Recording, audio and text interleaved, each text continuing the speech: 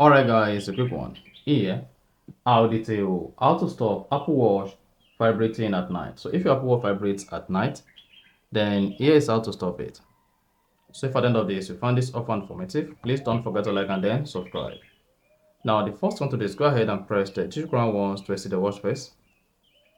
And then go ahead and click on settings. Once you selected settings, you want to scroll down to sounds and haptics and then click on that.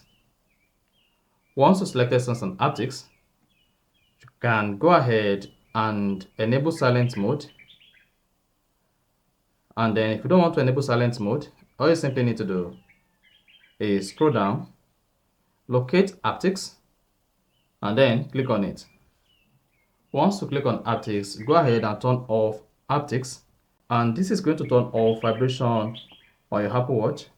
Now, instead of your Apple Watch to vibrate at night, your Apple Watch is going to only ring at night, and then you are good.